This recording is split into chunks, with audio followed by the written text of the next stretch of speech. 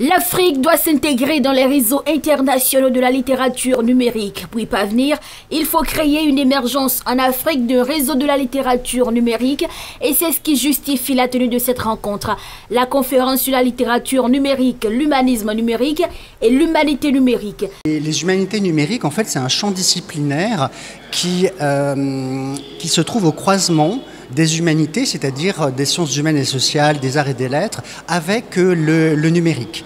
Et tout l'enjeu des humanités numériques, c'est de repenser à la fois la place de la recherche et plus largement la place de l'homme avec les outils numériques. Qu'est-ce qu'on fait de nos outils numériques? Quelle place on donne à nos outils numériques? Comment est-ce qu'on utilise les réseaux sociaux? Comment le numérique va transformer nos pratiques de tous les jours dans nos usages quotidiens, mais aussi nos pratiques de recherche. Et les humanités numériques, c'est, du point de vue de la recherche, une manière de penser l'usage des outils et la manière dont les outils numériques vont nous permettre de transformer nos méthodes de travail et notre rapport aux collections, aux documents, aux corpus. Pour cette 3e édition organisée par l'Institut Cerco et ses partenaires, c'est le thème Lire ensemble qui est débattu. Une lecture qui ne se limite pas aux tests imprimables, mais bien au-delà. D'abord, le terme lecture doit s'entendre d'une façon très élargie. Les Africains lisent par exemple les Assins, le Fade. Donc on n'est pas uniquement sur la lecture de texte, on n'est pas uniquement sur une lecture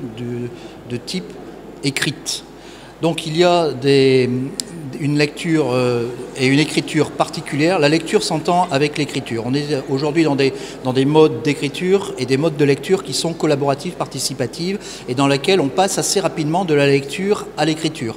L'exemple typique, c'est le chat. Alors le chat écrit, type WhatsApp par exemple, vous lisez, vous répondez, donc vous êtes à la fois dans la lecture et dans la production. Et il y a beaucoup de modalités différentes, dont certaines sont utilisées déjà par les Africains. C'est-à-dire que les technologies sont mises au service de l'homme et les technologies sont mises au service de l'homme dans des problèmes concrets sur la ruralité, donc vraiment dans des choses très appliquées aux problèmes de la population. L'initiative est soutenue par les enseignants-chercheurs de l'université d'Abomey-Calavi. En 2016, nous avons fait le premier forum Sciences et entreprises et nous avons vu toutes les recommandations. Il faudrait que désormais et le privé et le public travaillent pour être ensemble dans la recherche.